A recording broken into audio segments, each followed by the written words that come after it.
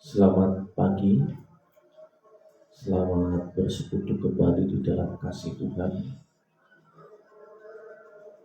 Kita akan mulai ibadah doa pagi pada hari Senin tanggal 23 bulan Januari 2023 ini. Kita akan memuji Tuhan dengan pujian Aku datang dan ku bersujud.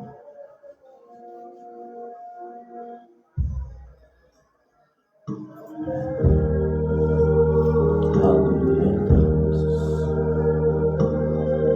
Terima kasih Tuhan Yesus. Haleluya.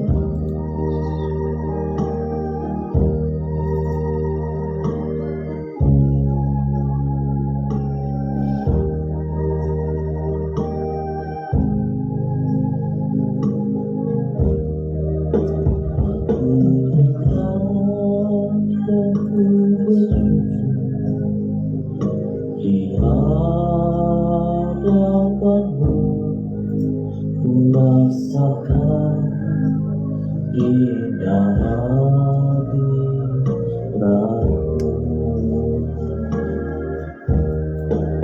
lalu buka mata hatiku dan seluruh jiwaku untuk nikmati firman-Mu.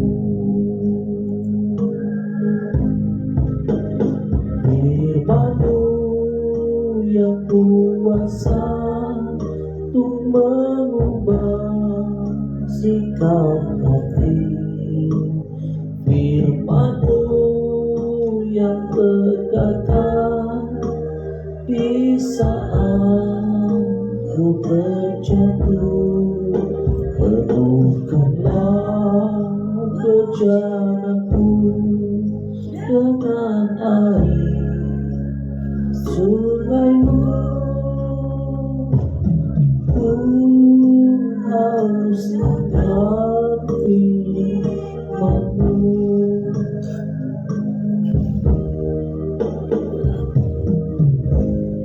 Haleluya Tuhan Yesus. Biarlah kasih karunia dan anugerah, rahmat dan damai sejahtera-Mu turun atas kami ya Bapa. Biarlah kemuliaan-Mu, hadirat-Mu boleh mengalir hadir di tengah kami. Terima kasih Tuhan. Terima kasih Tuhan Yesus.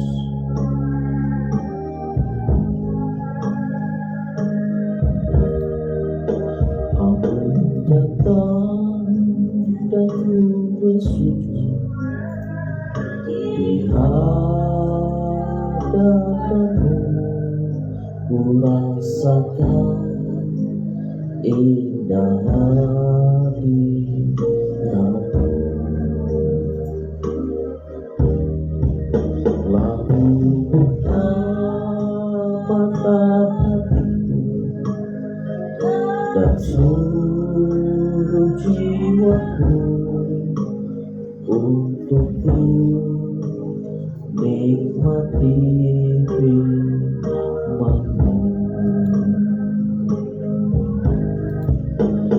Firman-Mu yang kuasa untuk mengubah sikap hati, firman-Mu yang berkata di saat ku terjatuh, penuhkanlah perjalananku dengan air sungai-Mu. Ku harus akan firman-Mu. Firman-Mu yang kuasa untuk mengubah sikap hati, firman-Mu berkata, di saat ku terjatuh, penuhkanlah rencanaku dengan air sungaimu. Ku haus akan firman-Mu,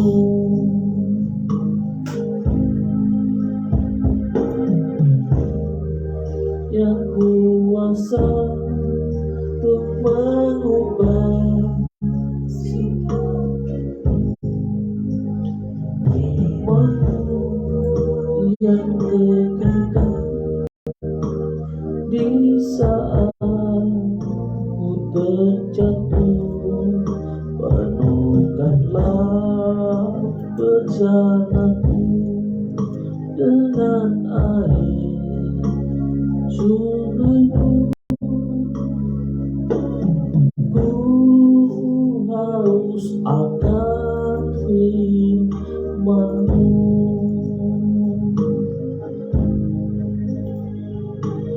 ku haus akan firman-Mu.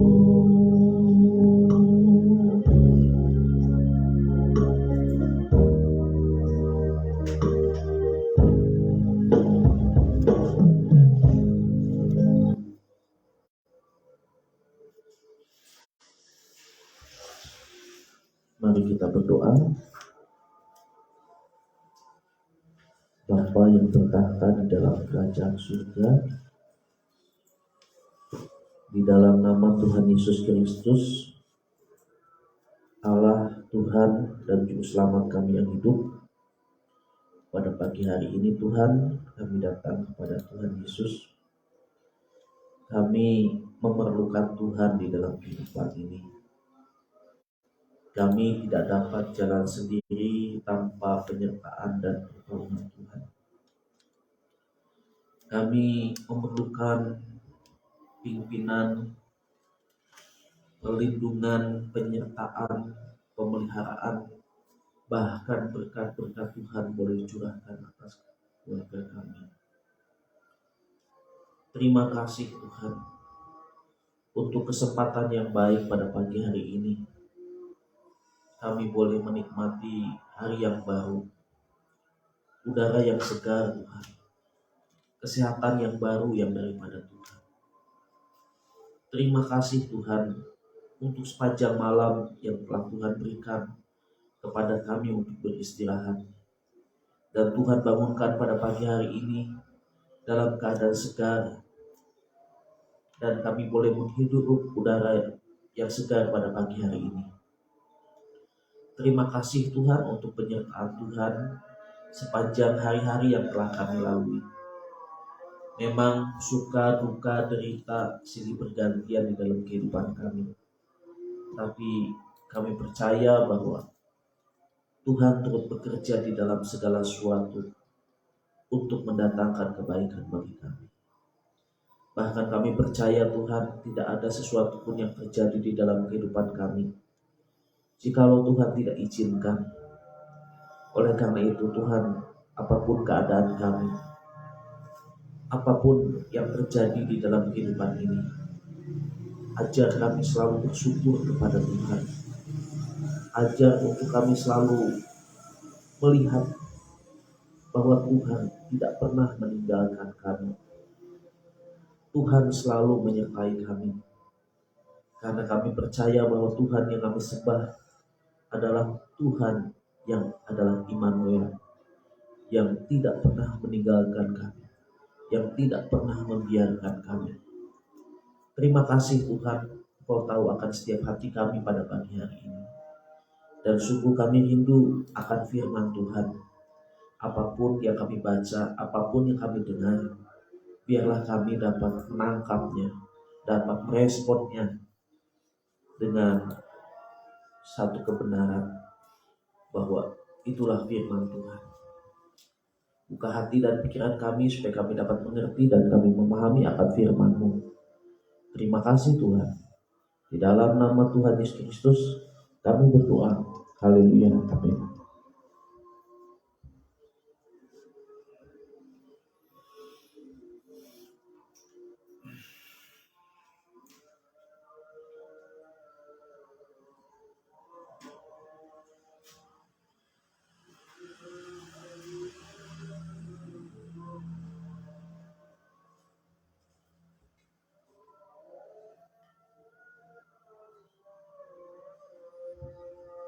Kita akan membaca kitab Bilangan pasal 21 ayat 1 sampai dengan ayat yang ke-35. Satu orang membacanya 6 ayat.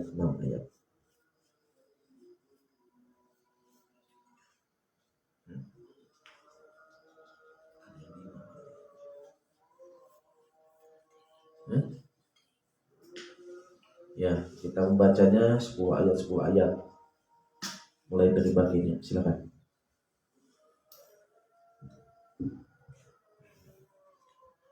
Peperangan Durga Durma.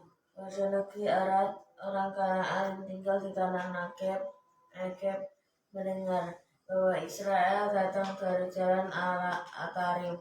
Lalu ia berperang melawan Israel dan diangkutnya beberapa orang lawanan daripada mereka. Maka bermazarlah orang Israel kepada Tuhan, katanya, jika engkau serahkan bangsa ini sama sekali dengan tangan kami akan menumpas kota-kota mereka sampai binasa. Dia mendengar permintaan orang Israel, lalu menyerahkan orang Kanaan itu. Kemudian orang-orang itu dan kota-kotanya ditumpas sampai binasa. Itulah sebabnya tempat itu dinamai Horma, ular tembaga. Setelah mereka berangkat dari Gunung Hor, berjalan ke arah laut Teberau untuk mengelilingi tanah Edom, maka bangsa itu tidak dapat jalan lagi, menahan hati di tengahnya. Lalu mereka berkata melawan Allah. Lalu mereka berkata-kata melawan Allah dan Musa. Mengapa kamu memimpin kami keluar dari Mesir, supaya kami mati di padang gurun ini? Sebab di sini tidak ada roti dan tidak ada air, dan akan makanan hambar ini kami telah muak. Lalu Tuhan menyuruh ular-ular tetung ke antara bangsa itu yang memangut mereka, sehingga banyak dari orang-orang Israel yang mati. Kemudian datanglah bangsa itu mendapatkan Musa dan berkata, kami telah berdosa, sebab kami berkata-kata melawan Tuhan, dan engkau berdoalah kepada Tuhan, supaya dijauhkannya ular-ular ini daripada kami. Lalu Musa berdoa untuk bangsa itu. Maka berfirmanlah kepada Musa, buatlah udar tetung dan taruhlah itu pada sebuah tiang. Maka setiap orang yang berpakut, jika ia melihatnya, akan tetap hidup. Lalu Musa membuat ular tembaga dan menaruhnya pada sebuah tiang. Maka jika seseorang dipakut ular dan ia memandang kepada ular tembaga itu, tetaplah ia hidup. Perjalanan ke daerah Moab. Kemudian berangkatlah orang Israel lalu berkemah di Obot.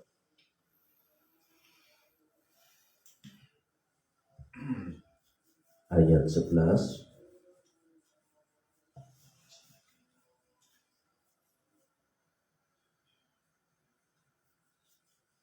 Berangkatlah mereka dari Obot, lalu berkemah dekat reruntuhan di Abarim, di padang gurun yang di sebelah timur Moab.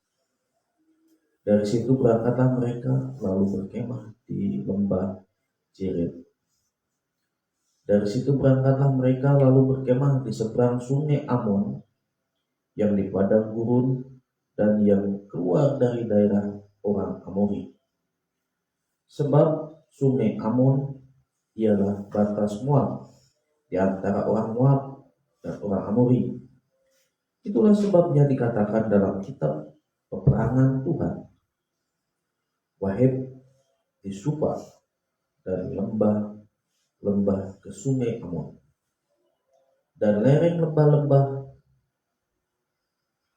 lereng itu terbentang ke tempat di mana terletak kota Ar, dan bersandar pada batas daerah Moab. Dari sana mereka ke Beer. Inilah sumur di mana Tuhan berfirman kepada Musa, kumpulkanlah bangsa itu, maka aku akan memberikan air kepada mereka.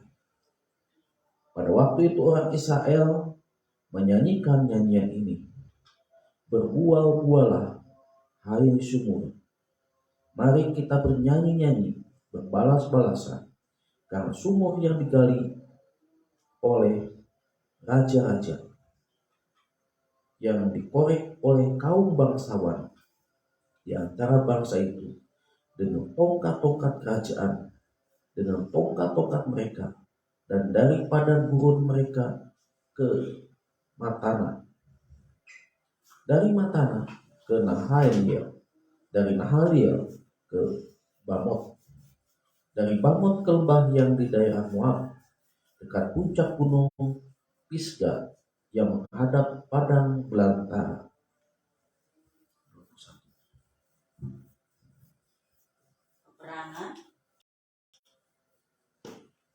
Peperangan melawan Siloam, Raja Hesibon. Kemudian orang Israel mengirim utusan kepada Sihon, Raja orang Amori, dengan pesan, izinkanlah kami melalui negerimu, kami tidak akan menyimpang masuk ke ladang-ladang dan kebun-kebun anggurmu. Kami tidak akan minum air di sumurmu, di jalan besar saja kami akan berjalan sampai kami melalui batas daerahmu. Tetapi Sihon tidak mengizinkan orang Israel berjalan melalui daerahnya, bahkan ia mengumpulkan seluruh laskarnya lalu keluar ke padang gurun menghadapi orang Israel. Dan sesampainya di Yahas, berperanglah ia melawan orang Israel. Tetapi orang Israel mengalahkan dia dengan mata pedang dan menduduki negerinya dari sungai Amon sampai sungai Yabok, sebab sampai pada Bani Amon, sebab batas daerah Bani Amon itu kuat, dan orang Israel merebut segala kota itu, lalu menetaplah mereka di segala kota orang Amori, di Hesibon dan segala anak kotanya. Sebab Hesibon ialah kota kediaman Sihon, raja orang Amori. Raja ini tadinya berperang melawan Raja Moab yang lalu dan merebut dari tangannya seluruh negerinya sampai ke sungai Arnon. Itulah sebabnya penyair-penyair berkata, datanglah ke Hesibon, baiklah dibangun dan baiklah diperkuat kota kediaman Sihon itu. Sebab api keluar dari Hesibon, nyala dari kota kediaman Sihon yang memakan habis Ar Moab, yang berkuasa atas bukit-bukit di sepanjang sungai Arnon.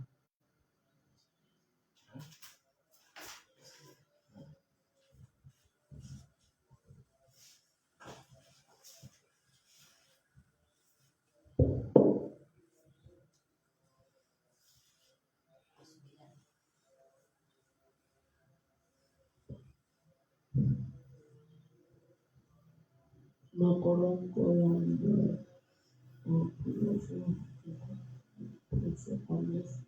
yang berlaki orang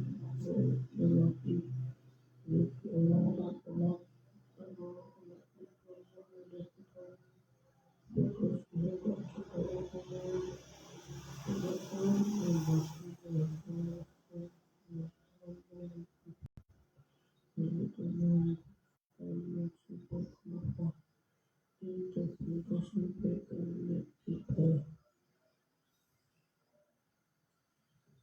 menyelamatkan orang Israel dari negeri orang Amori. Setelah Musa menyuruh orang mengincar kota Yosua, mereka berpusat pada anak kota Yosua dan membunuh orang-orang Amori yang ada di situ, kemudian berbangunlah mereka dan masuk ke arah Bos. Lalu Raja beserta segala rakyat masuk ke kota itu membangun perang. Nabi Ibrahim menyelamatkan raja Israel kepadanya. Disebut aku menyerahkan dengan biaya dan matinya terutama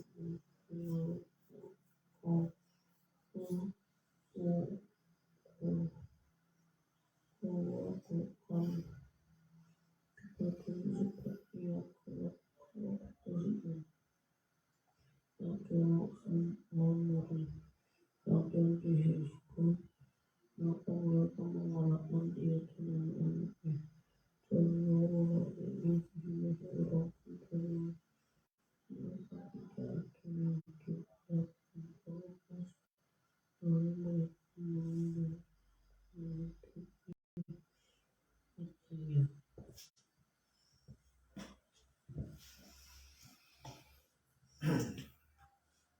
Ya, terima kasih untuk pembacaan firman Tuhan pada pagi hari ini.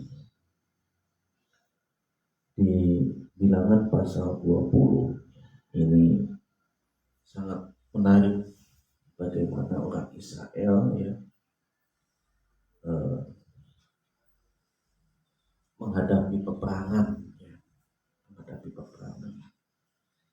di Horma. Memang kita ketahui bahwa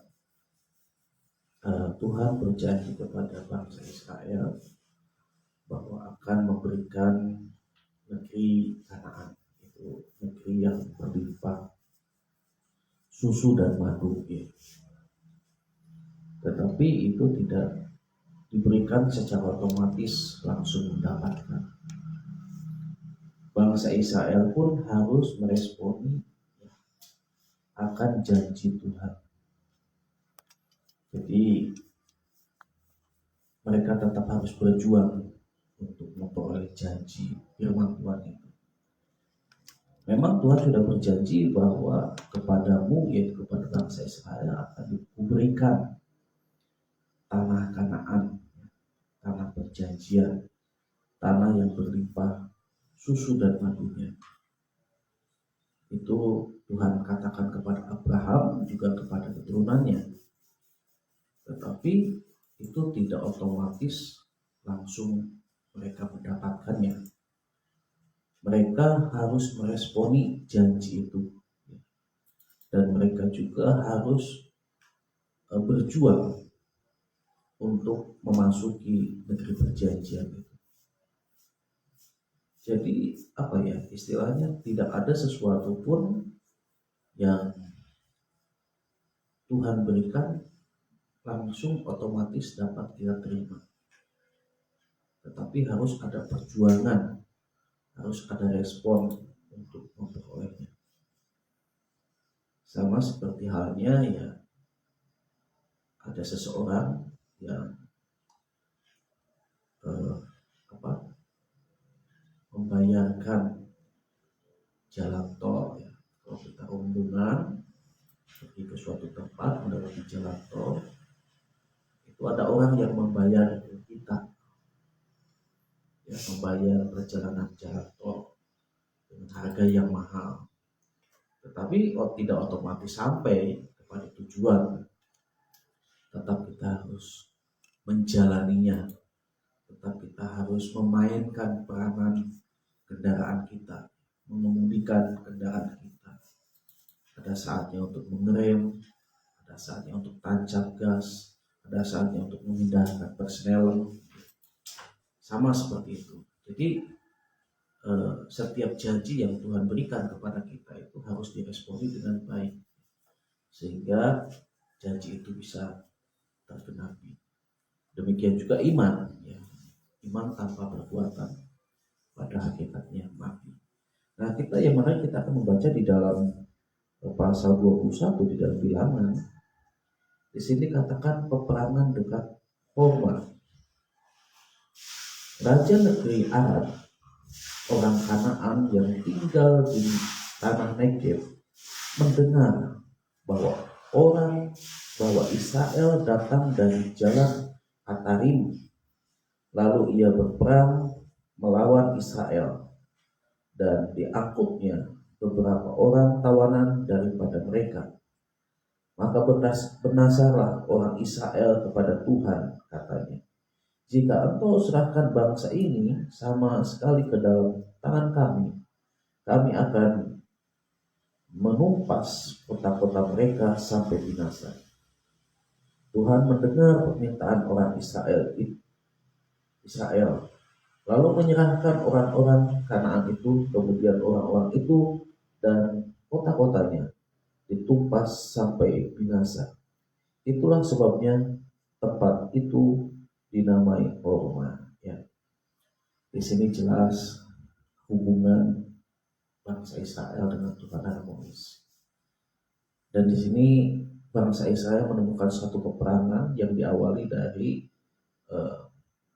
ketika orang Israel datang dari jalan Atarim, lalu ia berperang melawan Israel, dan diangkutnya beberapa orang tawanan daripada mereka.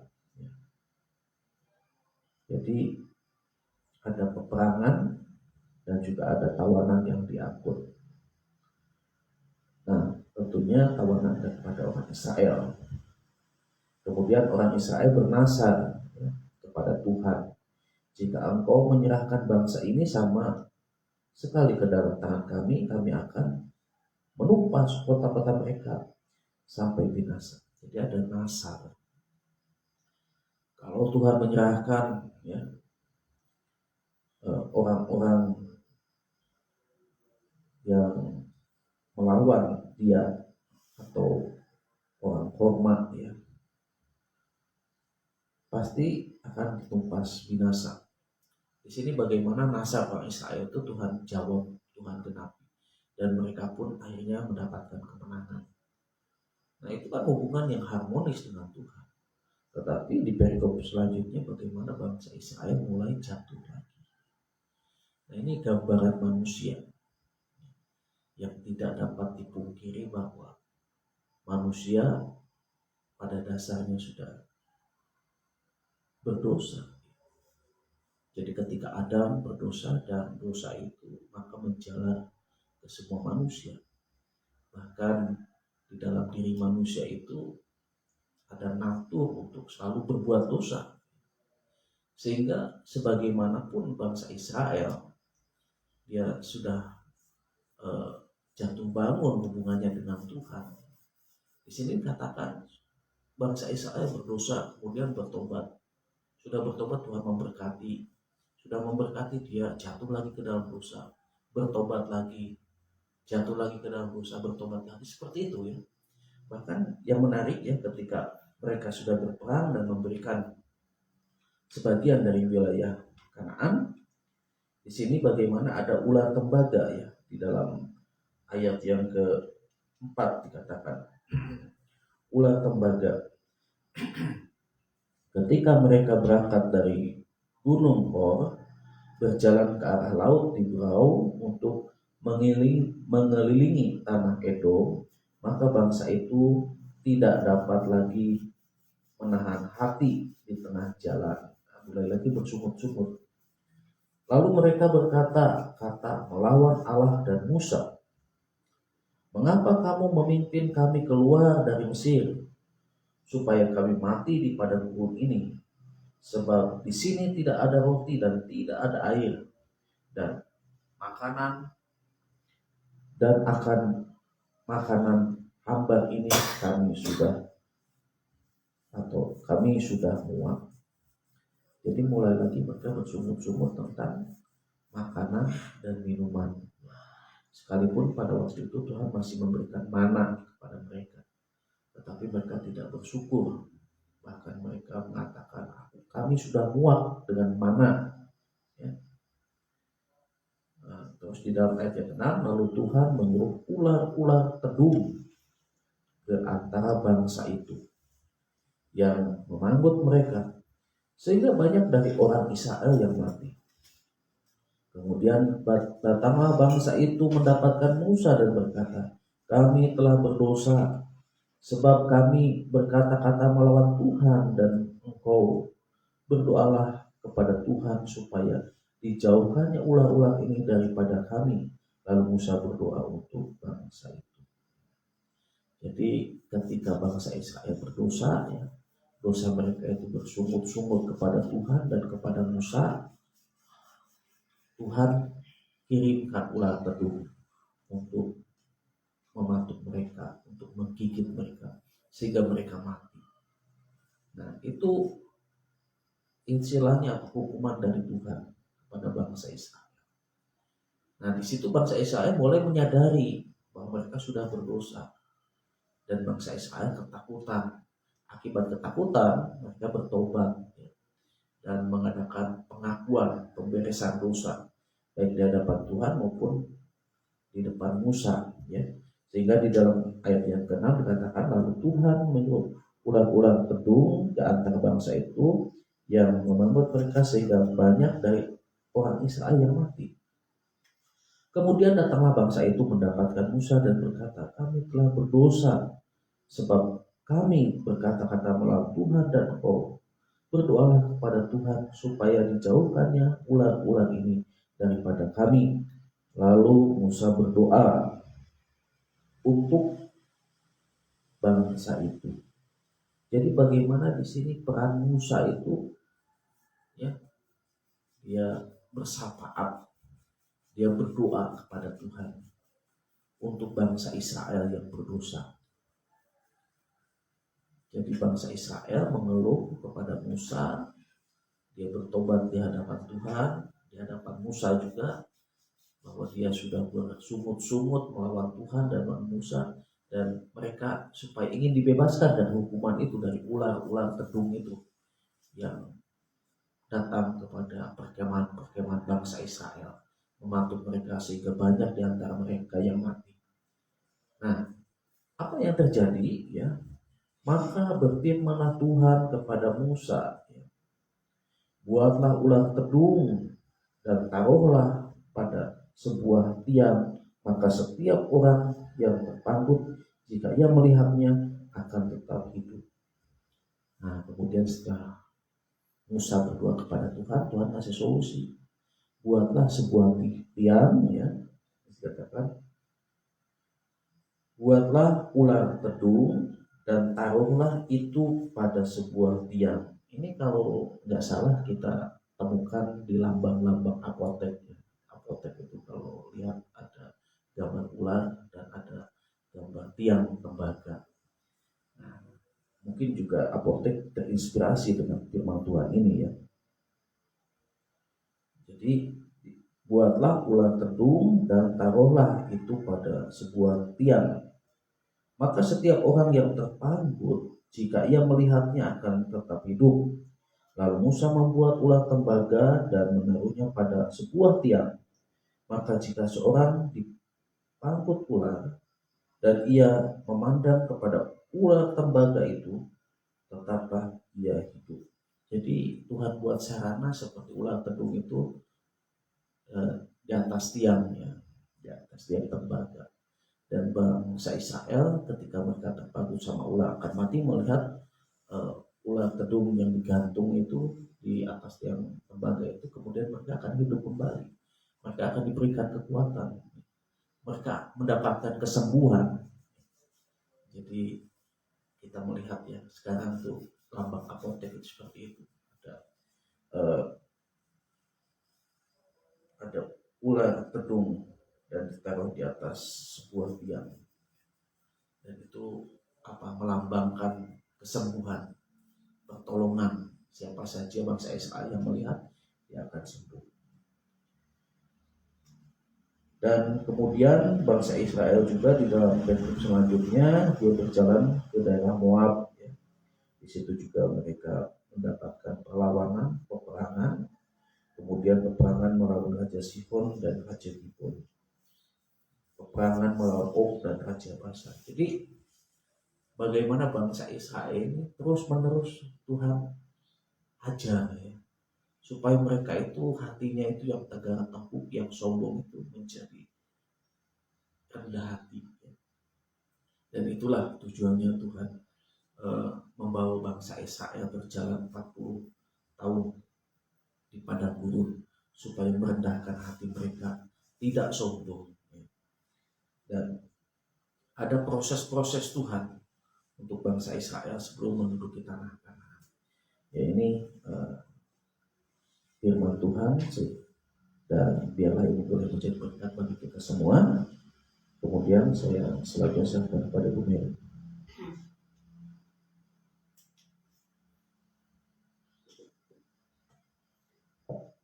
Ya, di pasal yang ke-21 ini merupakan kisah perjalanan daripada bangsa Israel menuju tanah Kanaan ya.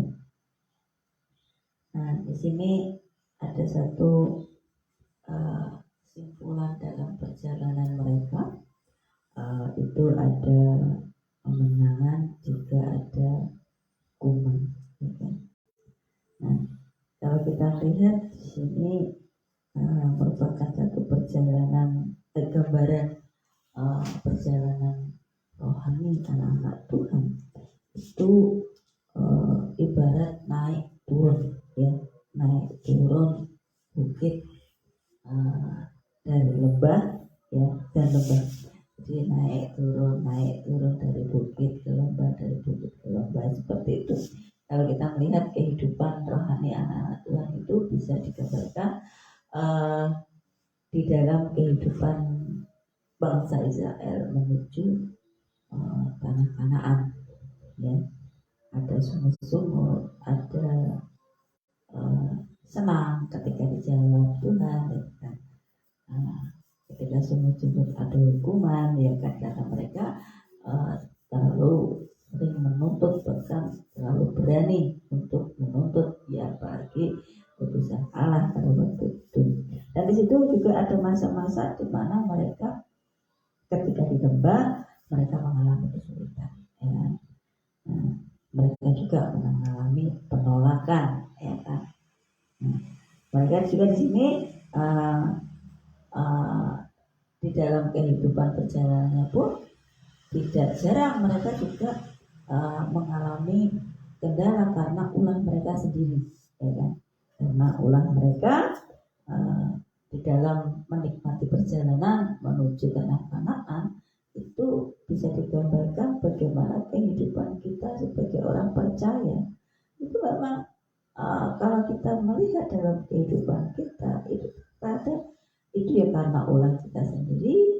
Bisa juga karena kita sedang mengalami penolakan, bisa juga karena kita sedang mengalami kesulitan. Itu ketika dia berada di dalam lembah ya, lembah kehidupan ya, kalau bisa diaplikasikan. Nah, ketika mereka ada di masa-masa di dalam di perbukitan ya, di bukit itu di mana mereka boleh hidup karena ketaatan mereka kepada Tuhan, dan di situ Tuhan memampukan mereka menang melawan musuh. Nah, itu situasi yang sering terjadi, bahkan sering teralami oleh kita sebagai orang percaya. Jadi pengalaman kehidupan kerohanian kita itu terkadang diperhadapkan di situasi seperti bangsa Israel ketika menuju tanah perjanjian ya. Nah, di sini kalau kita melihat gambaran yang terjadi yang dialami bangsa Israel ini, kalau kita lihat di balik semuanya itu bahwa ada satu penyertaan Allah. Penyertaan Allah itu tetap ya, ketika mereka mengalami penolakan, ketika mereka mengalami kesulitan, bahkan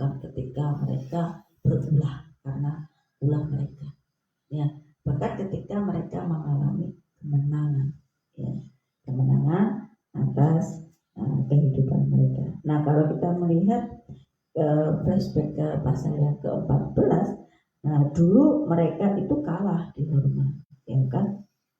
Nah, di sini juga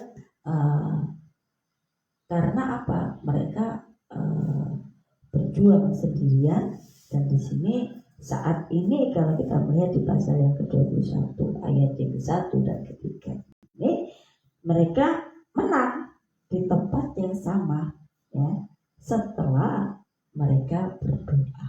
Ya, jadi di Horma mereka kalah karena mereka berjuang sendirian tanpa melibatkan Tuhan. Dan di pasal 21 ayat 1 dan 3 mereka menang karena apa? Melibatkan Tuhan dengan berdoa. Dan setelah mereka berdoa, mereka mengalami kemenangan. Dan ini sekaligus suatu merupakan bukti bahwa perkenanan Tuhan itu kembali kepada kehidupan bangsa Israel. Ya. Nah, namun di sini terjadi penyakit lama, ya, penyakit lama bangsa Israel, ya kan. Nah, penyakit lamanya apa? Mereka kambuh, penyakit lamanya kambuh. Dan mereka di sini bukan hanya sebagai generasi pertama yang sedang habis, ya kan, namun sebagai generasi kedua yang sedang dipersiapkan ke tanah perjanjian, dan mereka tidak sabar. Nah, tidak sabar dan mulai melawan Allah dan Musa. Di tengah-tengah apa? Di tengah keluh kesah mereka, kembali lagu lamanya apa? Penyakit lamanya kampung tengah. Mereka memperebutkan makanan dan minuman, ya kan? Nah, dan di situ juga terjadi peristiwa ular tembaga, menjadi peringatan keras untuk mereka nantinya, ya, bahwa bersandar mutlak kepada Tuhan itu merupakan satu kunci utama, ya, supaya mereka itu bisa merasakan pemeliharaan Tuhan. Nah, itu juga sama seperti kita. Kadang-kadang kita ini lagu lama kita itu muncul, permasalahan nenek moyang kita pun muncul, ya kan. Pendahulu kita itu muncul mendarah daging dalam kehidupan kita ketika sedang mengalami kesulitan. Nah, ini yang terjadi, yang sering terjadi itu. Dan di sini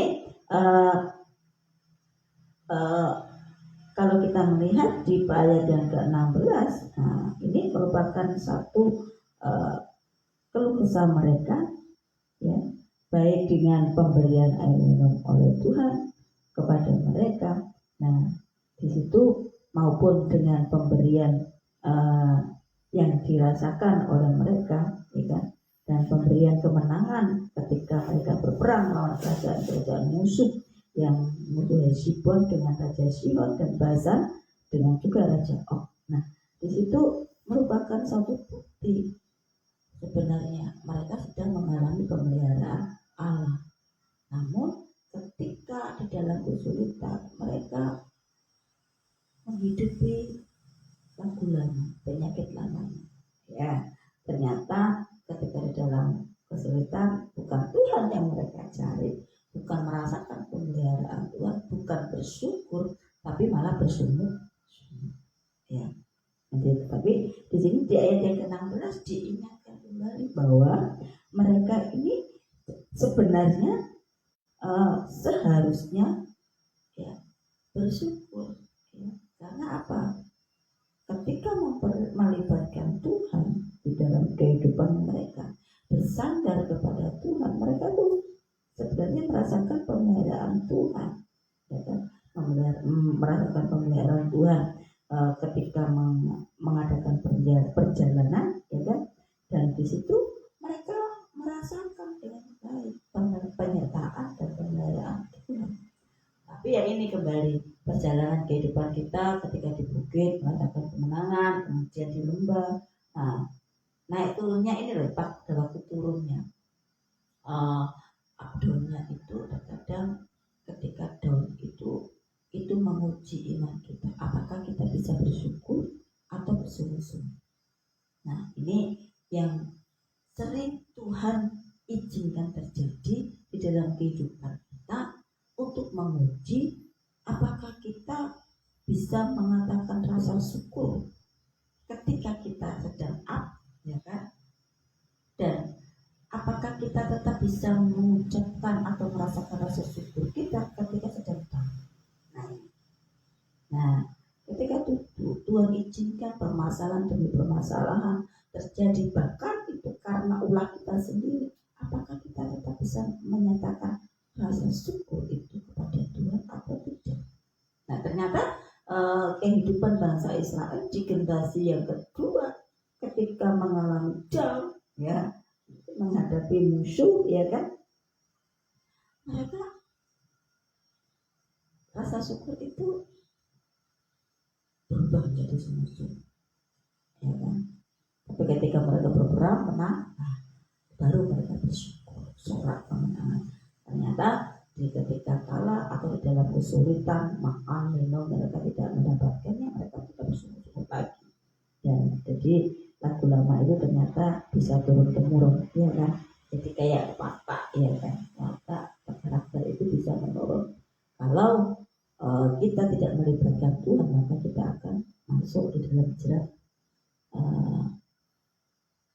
keturunan karakter itu. Tapi kalau kita terus setiap saat melibatkan Tuhan di dalam kehidupan kita, bersandar, meskipun orang tua kita, ya, nenek moyang kita punya watak yang negatif, tidak berkenan di hadapan Tuhan, tapi kalau kita terus menerus itu melibatkan Tuhan, bersandar kepada Tuhan, kita akan terbebas, ya, terbebas dengan kehidupan kita yang lama, penyakit yang lama yang pernah dialami oleh keturunan kita sebelumnya. Nah, ini memang jelas yang difirmankan oleh Tuhan di dalam kisah bilangan ini. Kalau memang kita menjadikan Tuhan sebagai sandaran mutlak kita, itu yang menjadi kunci supaya kita merasakan pemeliharaan Tuhan. Jadi kita akan terus bersyukur. Dan memang kalau kita terus bersyukur, rasa tenang itu ada di hati, meskipun kita sedang di dalam kesulitan, meskipun kita sedang tidak memiliki apa-apa, kita tetap bersyukur. Mungkin secara manusia konyol kehidupan kita, tidak memiliki apa-apa, tapi kita tetap having fun, gitu loh. Tapi kita tetap menikmati kehidupan ini, ya. Karena apa? Ada Tuhan di dalam kehidupan kita, ada rasa syukur kita karena pemeliharaan Tuhan. Bersyukur kita masih bisa bernafas, meskipun, ya, pas tidak ada apa-apa, meskipun pas kita sedang diuji oleh Tuhan. Banyak hal yang kita rasakan, mengalami kesulitan di dalam kehidupan kita, tapi rasa tenang ini ternyata mahal harganya, ya, mahal. Kita sudah tidak memiliki apa-apa, tidak tenang, yang ada apa? Rumah sakit jiwa sebagai tempat kita nantinya, ya kan. Tapi kalau kita tidak apa-apa, tetap tenang, tetap bersyukur, dan menyadari bahwa itu kalau Tuhan izinkan terjadi, maka Tuhan akan memberikan kekuatan dalam kehidupan kita.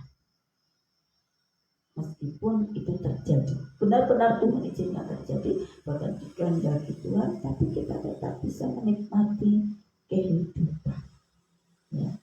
Kita tetap bisa melakukan, menjalani kehidupan dengan pertolongan Tuhan. Dan rasa syukur kita mengalami kekuatan dari Tuhan. Nah ini, karena di sini kita tidak sadar bahwa kehidupan rohani kita itu sedang turun. Ketika kita mengalami kesulitan, ketika kita mengalami diperhadapkan dengan musuh, ketika kita sedang berulah. Nah di sini kadang tidak kita sadari, meskipun tanda-tanda itu real, ya, real di dalam kehidupan kita. Tanpa kita sadari kita suka mengeluh, ya. Tanpa kita sadari kita sedang bersungut-sungut, membanding-bandingkan. Kadang masa lalu kita, oh enak ya dulu kehidupan kita dibanding sekarang. Itu di saat kita sedang mengalami kesulitan. Itu sering, bahkan umumnya anak Tuhan khususnya ini ketika sedang mengalami kesulitan, membanding-bandingkan. Oh nggak sama ya dulu dengan sekarang. Oh enak ya dulu daripada sekarang. Ngapain sih sekarang kehidupan kita sedang down, tidak mendapatkan jawaban, seolah-olah tidak mendapatkan jawaban gitu. Cuma juga bangsa Israel pada waktu itu yang juga gitu. Ketika mereka sedang kesulitan makanan, ya mereka enak ya di Mesir, meskipun susah tapi tetap bisa makan, gitu kan, tetap bisa minum, meskipun tidak digaji, meskipun tenaga kita diproses, tapi kita tetap bisa menikmati makan dan minum. Nah sementara ikut Tuhan kok susah, gitu loh. Ya tidak seperti di Mesir kan gitu. Demikian juga kita ketika mengalami kesulitan atau berhadapan dengan musuh, kita membanding-bandingkan kehidupan kita yang dulu enak ya kita kalau dulu kehidupan kita bisa menikmati, tapi sekarang kok kayaknya, padahal kalau kita flashback ke belakang, kehidupan kita dulu juga pernah mengalami kesulitan dan itu bisa keluar dari kesulitan itu. Kita pun pada waktu itu juga bersungguh-sungguh, pasti membandingkan yang dulu-dulu lagi, pasti membandingkan yang dulu-dulu lagi kan gitu. Jadi ketika kita mengalami kesulitan pada saat ini, terkadang kita merasakan enaknya juga karena pada waktu dulu itu kesulitan tertolong juga oleh Tuhan. Nah pada saat ini kesulitan yang kita alami terkadang belum tertolong oleh Tuhan, dan ketika belum tertolong itu kita suka membandingkan dengan yang masa lalu. Tapi kalau sudah tertolong, Tuhan izinkan nanti ke depan kesulitan, baru kita membandingkan lagi kesulitan di masa lalu lagi di masa ini. Nah di sini juga terkadang juga tanpa kita sadari kita ini juga berkompromi terhadap dosa. Bagaimana ya supaya kita terlepas dari kesulitan? Bagaimana ya supaya kita terlepas dari musuh kita? Bagaimana ya supaya kita itu bisa menutupi, oh ini karena ulahku, sebenarnya bukan karena ulahku. Ya gitu. Bagaimana supaya tidak kelihatan karena ulahku, kita pakai orang lain, kita pakai gitu. Dan itu ya tanpa kita sadari kita kompromi dengan dosa. Ya kan? Namanya itu dosa. Kita mencari jalan pintas, kepala kita sudah pening, ya kan, sudah nyut-nyutan, memang benar-benar kita ketika di dalam situasi down, kita merasakan down, sangat down banget. Padahal kita ketika memuji Tuhan, Tuhan tidak membiarkan kita jatuh tergeletak, ya kan. Tuhan menetapkan langkah-langkah orang, ya kan. Ada satu pujiannya liriknya, Tuhan tidak membiarkan kita jatuh tergeletak. Tapi ketika kita memuji itu, kita di dalam keadaan A, kita tidak merasakan apa-apa, ya kan? Kita merasakan having fun. Tapi ketika di kesulitan, bisakah kita memuji pujian itu? Ya kan? Tangannya selalu menopang kita. Bisakah kita menghayati setiap pujian itu? Ya kan? Nah ini satu ujian yang tanpa kita sadari terkadang kita lupa dengan pujian itu, bahkan mungkin tidak meyakini karena kita sedang tidak mengalami pertolongan, ya, tidak mendapatkan jawaban pada saat itu.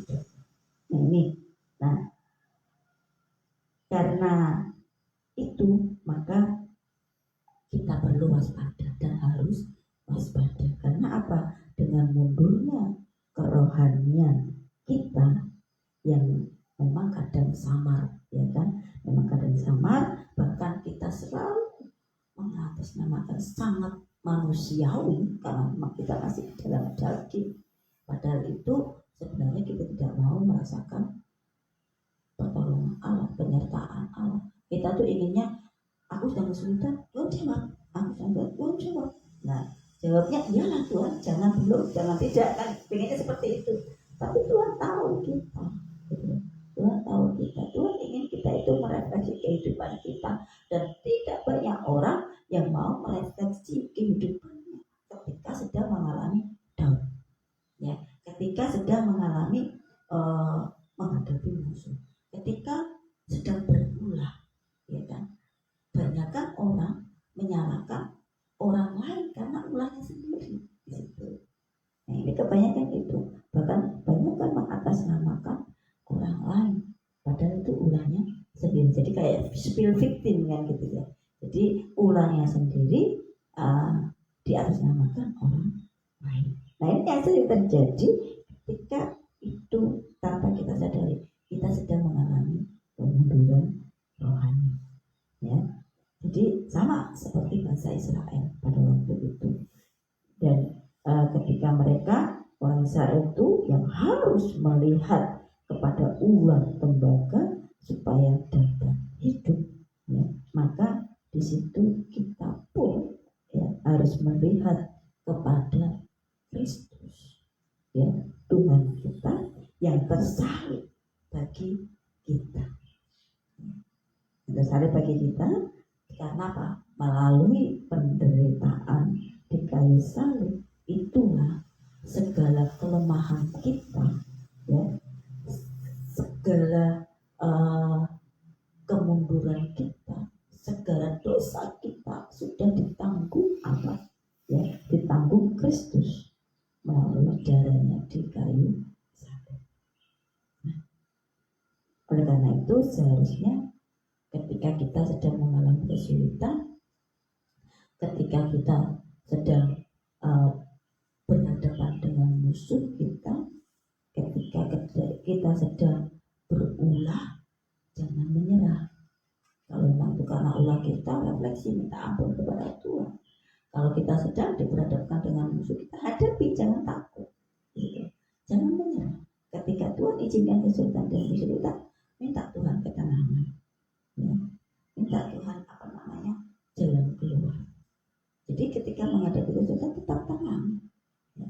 Tetap tersenyum, 5S, sukacita selalu sekalipun suasana sulit, berat kalau kita tidak melibatkan Tuhan. Tetapi kalau kita melibatkan Tuhan, kita tidak punya apa-apa, masih dianggap punya apa-apa, ya kan? Kita sedang kelaparan masih dianggap mengalami kekenyangan. Itu satu anugerah yang Tuhan berikan dalam kehidupan kita. Mungkin di dalam kehidupan kita, kita ini sedang kelaparan, tapi mereka masih datang, tolong bantu ini, tolong jawab apa? Karena tidak memiliki apa-apa. Dan itu Tuhan izinkan terjadi supaya kita bisa menghadapi kehidupan ini dengan sukacita, menjalani kehidupan ini dengan bersyukur. Bisa enggak kita melakukan itu? Bisa, karena Tuhan ada di dalam kehidupan kita, karena Tuhan sebagai sandaran hidup kita. Dan tidak konyol kehidupan kita itu Tuhan itu, tapi kita mengalami banyak hal, ya, banyak hal yang Tuhan berikan. Di situ suatu kesempatan buat kita merefleksi diri, apakah kesulitan itu karena ulah kita atau karena izinan kehendak Tuhan. Apakah ketika kita berhadapan musuh itu ulah kita atau karena Tuhan kehendaki supaya kita bisa menghadapinya itu bagaimana? Apakah kita tetap bersandar kepada Tuhan atau tidak? Ya. Oleh karena itu, mari kita percaya bahwa Yesus Kristus yang telah menyelesaikan semua persoalan di dalam kehidupan kita di atas kayu salib. Dan ini harus menjadi kekuatan di dalam kehidupan kita dan menjadikan kemenangan kita sebagai pengikut Kristus yang telah ditebus oleh Tuhan dan mengalami sukacita. Dan kemenangan itu boleh terjadi dalam kehidupan kita. Amin.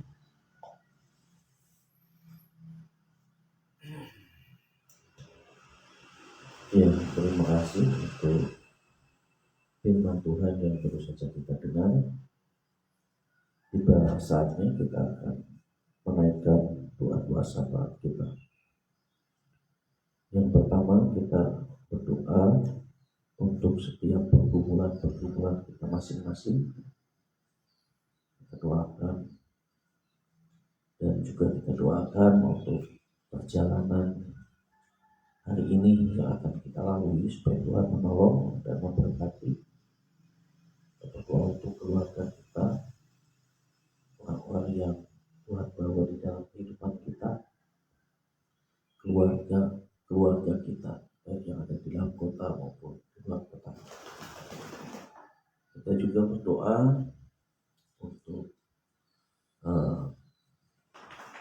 gereja kita, supaya Tuhan menolong dan Tuhan memberkati, dan supaya gereja kita bertumbuh baik secara kualitas maupun kuantitas. Kita juga doakan untuk hamba Tuhan, majelis, ketua-ketua komisi. Kita juga berdoa untuk kegiatan gereja dari Senin sampai dengan hari Sabtu 2 pagi. Hari Selasa juga ada latihan, kita doakan. Rabu juga 4 majelis kita doakan. Kamis 2 puasa. Kemudian Jumat latihan, Sabtu juga latihan, ada pemahaman atau pendalaman Alkitab. Kita serahkan semuanya kepada Tuhan. Kita juga berdoa untuk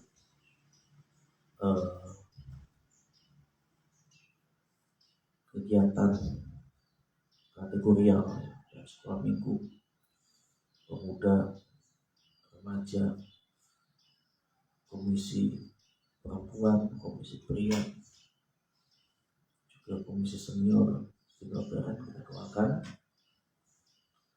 Kita juga berdoa untuk RAPBG gereja, supaya Tuhan menolong, Tuhan memberkati program-program dan setiap komisi, rancangan anggaran belanja tahunan.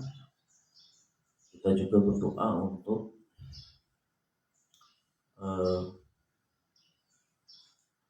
ibadah minggu ya, supaya Tuhan tolong, Tuhan berkati, sehingga melalui ibadah minggu ini jemaat benar-benar bisa dibangun imannya dan mereka bisa bertumbuh oleh karena pertolongan Tuhan tentunya. Kita berdoa juga untuk sinode, pergumulan kantor sinode. Kita berdoa, semua kita doakan ya, dan mari kita serahkan segala pergumulan kita kepada Tuhan tanpa malu ya, penuh dengan keterbukaan, dan Tuhan senang dengan kejujuran kita, keterbukaan kita, dan Tuhan pasti menolong segala sesuatu tepat dan indah pada waktunya. Sebelum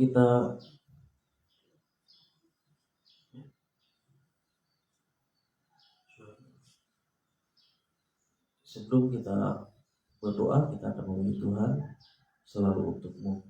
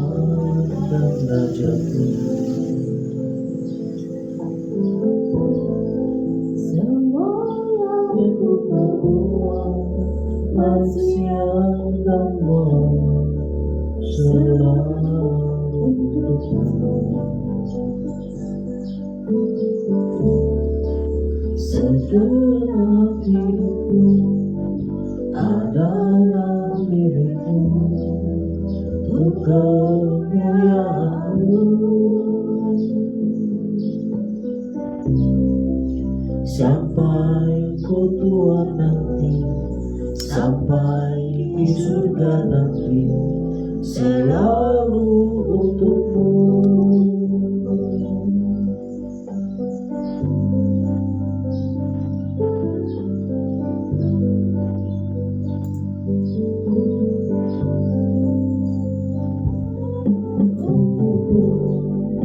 Selalu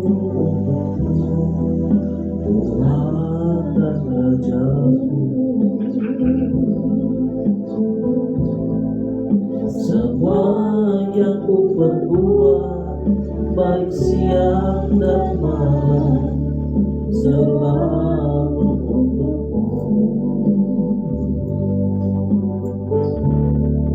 Segenap hidupku adalah milikmu, untuk kemuliaan-Mu.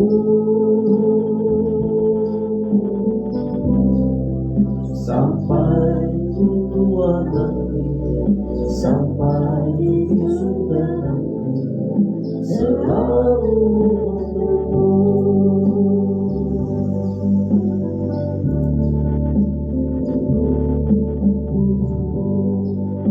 Ya, biarlah setiap kehidupan yang kami jalani sebagai persembahan yang harum, yang kudus dan yang berkenan kepada-Mu ya Allah. Ketika kami makan, minum, melakukan aktivitas apapun, biarlah itu mendatangkan kemuliaan bagi-Mu ya Allah. Sehingga apapun yang kami perbuat, kami akan buat dengan segenap hati sebagai Tuhan dan bukan untuk manusia. Karena kami tahu bahwa Tuhanlah yang menjadi Tuhan dan kami adalah hamba. Terima kasih.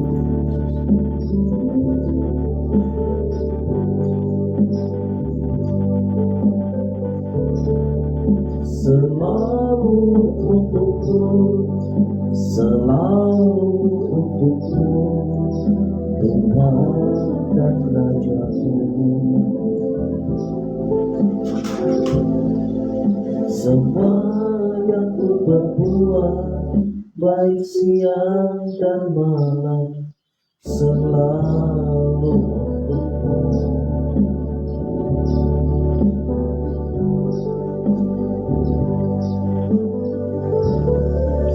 Segenap hidupku adalah milikmu, untuk kemuliaan-Mu.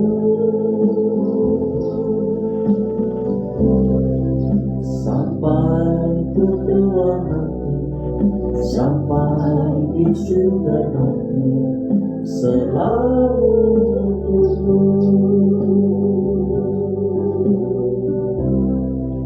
Sampai ku tua nanti, sampai di surga nanti, selalu untukmu. Sampai ku tua nanti, sampai di surga nanti, selalu untukmu.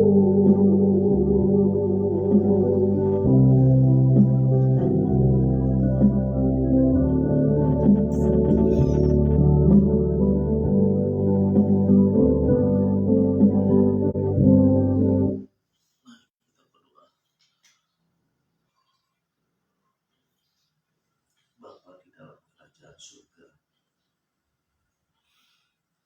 terima kasih Tuhan untuk kebaikan Tuhan atas kami. Tuhan tahu akan setiap kerinduan hati kami pada pagi hari ini. Banyak keinginan, banyak harapan, banyak cita-cita yang belum terpenuhi di dalam kehidupan ini. Tetapi kami serahkan semuanya ke dalam tangan Tuhan. Biar segala sesuatu terjadi sesuai dengan kehendak Tuhan.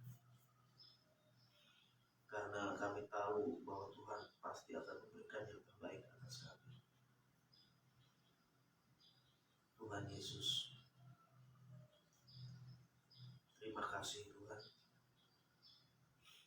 Kami pada pagi hari ini memohon tuntunan Tuhan, pimpinan Tuhan dan permintaan Tuhan di dalam kehidupan Tuhan. Berikanlah kepada kami hikmat Tuhan, supaya kami dapat melakukan apa yang Kau mau, melakukan apa yang Kau kehendaki ya Bapa. berikan kepada kami pengertian Tuhan. Buka pikiran kami, dan biarlah Tuhan kami dapat melakukan apa yang Tuhan mau di dalam kehidupan ini, dengan tuntunan, dengan pertolongan daripada Roh Kudus-Mu ya Bapa. Kami menyerahkan Tuhan keluarga kami pada pagi hari ini ke dalam tangan Tuhan. Istri, anak-anak, semuanya kami serahkan ke dalam tangan Tuhan. Tuhan mencukupkan apa yang menjadi kebutuhan mereka. Tuhan menolong apa yang menjadi pergumulan mereka. Dan biarlah Tuhan Kau senantiasa menjaga, melindungi, dan memberikan kebahagiaan, kedamaian, ketenangan di dalam hati mereka. Tuhan Yesus, tolonglah kami ya Bapa. Juga orang-orang yang mungkin Tuhan ajak untuk bergabung bersama dengan kami. Orang-orang yang mengikuti kami, berkatilah mereka ya Bapa. Ajar kami untuk mengasihi mereka, menerima mereka, dan memperkenalkan Tuhan kepada mereka di dalam kehidupan. Terima kasih Tuhan Yesus. Tuhan memberkati saudara-saudara kami ya Bapa, baik yang ada di bangku, baik yang ada di sini. Kami serahkan semua ke dalam tangan Tuhan. Terima kasih Tuhan. Kami pada saat ini mau berdoa Tuhan untuk ibadah hari Minggu besok. Tuhan menolong, Tuhan memberkati ibadah hari Minggu, supaya ibadah ini menjadi satu kerinduan, menjadi satu angan-angan bagi jemaat-Mu untuk datang, untuk hadir, untuk merasakan kasih Tuhan, untuk merasakan jamahan Tuhan, untuk merasakan pemulihan Tuhan. Dan kami merindukan Roh Kudus mau bekerja dengan luar biasa di tengah-tengah jemaat. Tuhan menolong, memberkati hamba-Mu yang menyampaikan firman, yang memimpin pujian, singer, yang memainkan musik, yang bertugas. Berkati ya Bapa, supaya mereka boleh melayani, memberikan semaksimal mungkin untuk kerja Tuhan. Sehingga jemaat-Mu Tuhan dalam hatinya, persiapkan hatinya. Oh Tuhan Yesus, berkati juga Tuhan untuk ibadah-ibadah yang lainnya, baik ibadah komisi anak, ibadah pemuda remaja, ibadah komisi perempuan, ibadah komisi senior merah. Tuhan menolong, Tuhan memberkati. Terima kasih Tuhan. Dan kami juga menyerahkan hamba Tuhan majelis di tempat ini ke dalam tangan Tuhan. Biarlah Tuhan memberikan hikmat, Tuhan memberikan roh takut akan Tuhan. Mereka biarlah Tuhan pakai untuk menjalankan roda pelayanan di tempat ini, sehingga pelayanan di tempat ini boleh maju, boleh berkembang.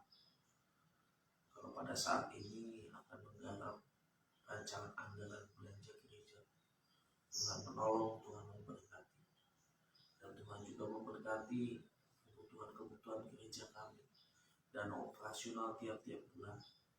Dan Tuhan memberkati juga orang-orang yang telah terlibat memberikan persembahan dan mendukung pekerjaan Tuhan di tempat ini, sehingga mereka diberkati, baik kesehatan mereka, baik pekerjaan mereka, kesehatan mereka, rumah tangga mereka.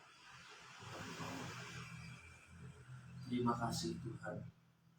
Tuhan juga menolong dan memberkati untuk retreat kebersamaan keluarga hamba Tuhan sebagai depan di Magelang tanggal 12 sampai 13. Supaya Tuhan memberkati, supaya Tuhan menolong setiap hamba-hamba Tuhan yang ikut di dalamnya. Tuhan juga memberkati sinode yang bersama-sama dengan acara kebersamaan dengan kami. Tuhan tolong, Tuhan berkati. Terima kasih Tuhan. Kami juga berdoa Tuhan untuk proses jenjang kepemimpinan dan pendeta muda. Dan Tuhan menolong, memberkati sehingga segala sesuatunya berjalan dengan lancar. Tuhan memberikan kemudahan dan kemudahan. Tuhan menjamah setiap orang yang bekerja sama di dalamnya. Terima kasih Tuhan, kami serahkan di dalam.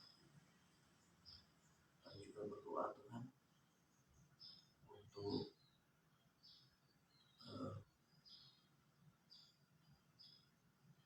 Bambang wilayah selatan.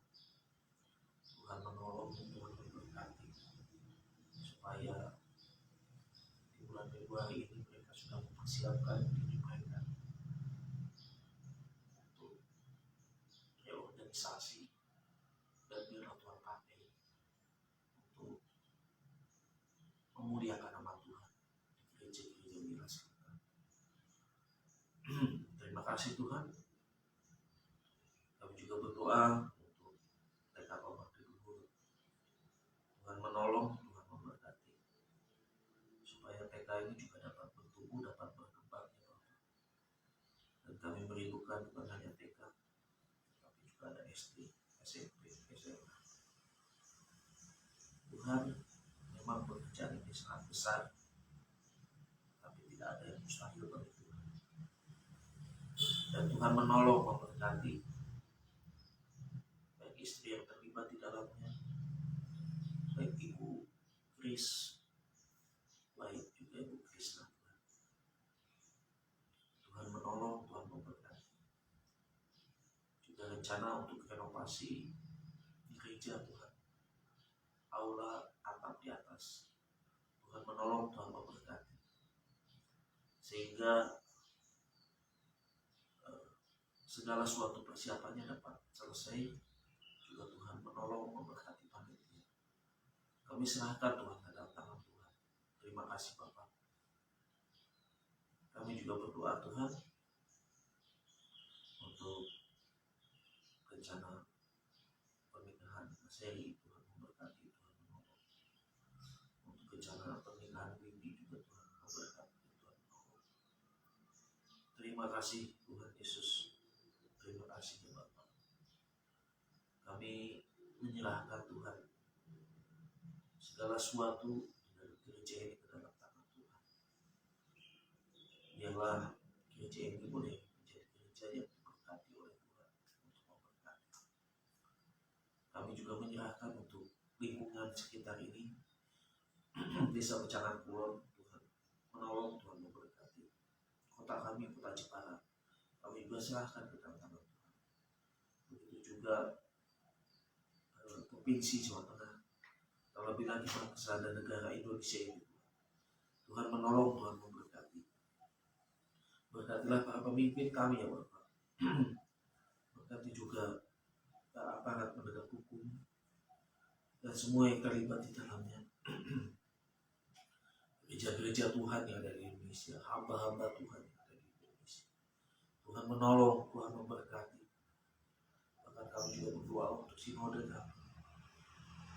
Dan juga untuk pembangunan kantor sinode kami. Berkatilah ya Tuhan. Terima kasih Tuhan Yesus, terima kasih. Tuhan memberkati gereja ini ya Bapak. Kami serahkan semuanya Tuhan. Tuhan yang lebih tahu secara detail ya Bapak setiap pergumulan kami. Tapi satu hal yang kami inginkan Tuhan, biarlah kami tetap ada di dalam perlindungan pimpinan, pemeliharaan, berkat-berkat Tuhan. Dan kami tetap boleh diberikan semangat untuk melewati setiap kehidupan yang Tuhan berikan kepada kami dengan penuh tanggung jawab, dengan penuh arif dan kebijaksanaan. Terima kasih Bapak, di dalam nama Tuhan Yesus kami berdoa. Kami menyerahkan hal ini ke depan tangan kasih Tuhan, memberkati dan melindungi serta menyertai kehidupan kami dan menuntun langkah kami.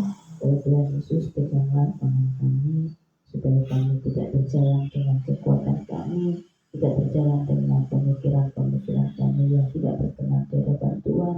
Tapi biarlah dengan pegangan tangan Tuhan, kami semua anak-anak Tuhan, jemaat Tuhan, hamba-hamba Allah, para imamat rajani boleh menikmati jalan hidup ini dengan kasih kemurahan Allah, dengan kuasa Allah yang selalu melekat di dalam kehidupan kami. Dan mampukan kami Bapa sebagai umat pilihan Tuhan menjadi umat yang benar-benar takut akan Tuhan, yang benar-benar hormat akan Tuhan, sehingga kami boleh menikmati setiap proses kehidupan kami, baik ketika kami ada di bukit, ketika kami ada di lembah, kami boleh tetap bersandar sepenuh kepada Tuhan, sehingga kami boleh tetap menikmati jalannya hidup ini dengan penuh ucapan syukur, karena Tuhan tidak pernah meninggalkan kami sendirian, tapi Tuhan terus berada dalam kehidupan kami, menuntun, menolong, membimbing jalannya hidup kami, sehingga kami boleh tetap berjalan sampai ke tanah perjanjian-Mu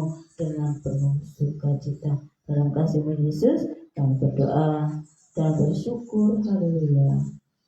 Amin.